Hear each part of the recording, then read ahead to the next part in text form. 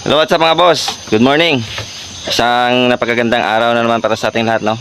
At bali ngayon ay ka-11th day ng ating paghahanda o ng ating pagkukondisyon sa ating mga warriors o alaga na panlaban, no?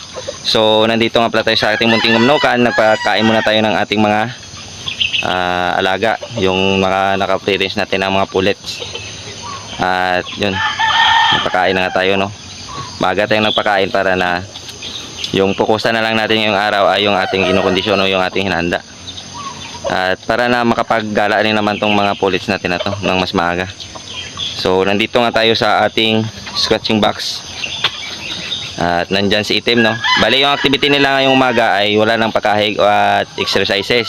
Yung gagawin lang natin mga boss, hanggang bukas ay pakaskas na lang. Umaga, tanghali at hapon.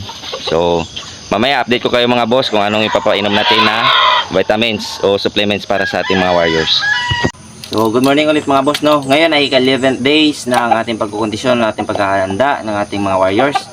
Tapos na nga tayo magpakain mga boss, no. At nandito yung ating mga alaga sa running pen na ginawa ko o sa running pen natin. At ngayong umaga dahil tapos na silang kumain, magbibigay tayo ng Voltplex KQ. Yun, Voltplex KQ mga boss. Voltplex KQ yung ipapainom natin ngayong umaga. Tapos kunting basa lang sa mukha ay lalim ng pakpak at pet. Tapos i-cord na naman natin yung ating mga warriors. So yung activity natin ngayon ay pakaskas lang mga boss, ha. Ulitin ko, pakaskas lang, wala na tayong exercise na iba pa kasi malapit na yung ika-14th day. So kailangan medyo relax na yung ulit na lang yung exercises ng ating mga warriors. So kukuha muna ako ng isa mga boss at ibibigay natin sa ating warriors. Yun, doon ka na mga boss.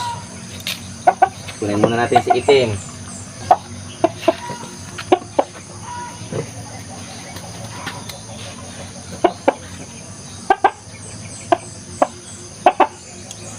So yun na nga mga boss, no. Nakakuha na tayo ng isang Voltplex KQ. Tapos ipapainom na natin sa ating warrior.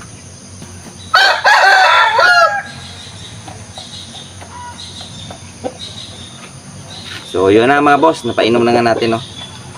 Napainom na natin si Itim. Yan mukha, oh. Napakaangas na. Ngayon, babasahin ko naman to mga boss, tapos ilalagay ko dun sa cord. At update ko kayo mamaya mga boss, ha. Hello mga boss, ito na nga pala yung update sa ating warriors, no. Binasa natin sila. At dito na muna natin sila nilagay sa loob ng ating manukan.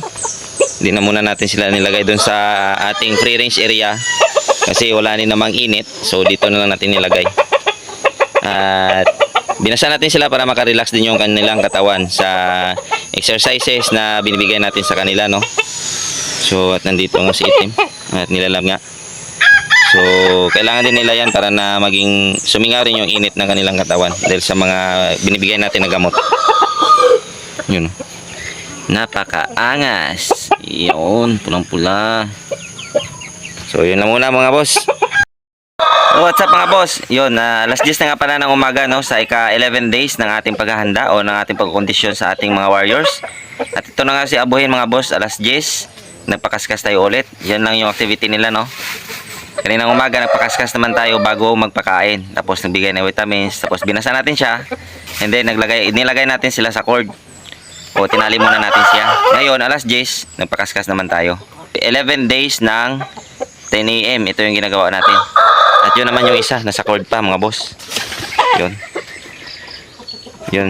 Si Itim. Si Guhan Asil natin mga boss.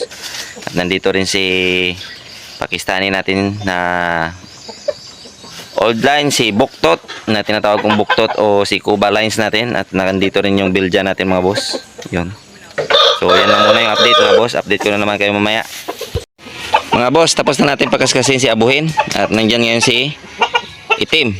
Si Guhan Asil natin mga boss, no. Siya naman nagkakaskas dyan. At nilagay natin dito sa running pen yung ating Abuhin. So pagkatapos ng Itim natin, ilalagay na din natin dito. Para na dyan naman sila makapag relax o dyan naman sila mag-stay dahil para maiwasan natin makakasta yung ating mga warriors. So yun lang, update ko kayo mamaya mga boss. Magandang hapon mga boss. Bali ngayon pala ay 11th day ng hapon ng ating paghahanda o pagkukondisyon sa ating mga warriors. At ngayon nga, nilagay ko muna sa scratching box si Itim, si Guhan Asil natin mga boss, no? Bali, binasa ko lang yung mukha niya, ilalim ng pakpak at puwet para na makasingaw na naman yung init sa kanyang katawan. So, nandyan siya ngayon sa kaskasan para na makapag-exercise na naman, no? Yun lang yung activity nila ngayong hapon. Bali, kanina umaga, nagpakaskas, nagbigay tayo ng vitamins. Binasa natin sila at kinord. Ngayon, ngayong hapon, magpakaskas tayo ulit. Mga alas 2 na ng hapon ngayong ika-11th day, ito yung kanilang activity. So, yan lang muna yung update mga boss, at mamayang hapon, mamaya na naman mga alas 5 at magpapakain tayo tapos magbibigay ng vitamins. At pagkatapos niya mga boss, no, bali si Abuhin naman yung lalagay natin yan. So, yun lang. So, yan nga mga boss, no, tapos na natin si Itim na pakaskasin ngayon. Nandito naman si Abuhin at pinapakaskas na natin.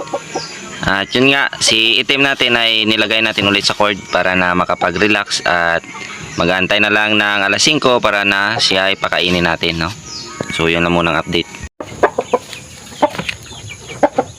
So, yun nga mga boss, no? Tapos na tayo magpatuka ngayong alas 5 ng ating mga warriors o ng ating mga kinukondisyon. So, ito na nga, no? At ngayon, magbibigay tayo ng El Toro mga boss. El Toro. So, bibigyan muna natin sila at yun, ipapahinga na natin sa cord. At kukunin na naman natin silang mamayang gabi mga boss, no? Mga alas 10. Basta hindi lang ulan. Yun, bigyan natin ng El Toro sa ating si Abuhin. Uy. Yun, ang kulit na ni Itim. Gusto niya nang mag-away, no? So, yun lang mga boss, no? Lagi natin tatandaan na ang Mickey Dale Sports lamang. Huwag tayo makalulong sa sugal at lagi natin unahin natin pamilya. Maraming salamat and God bless sa ating lahat.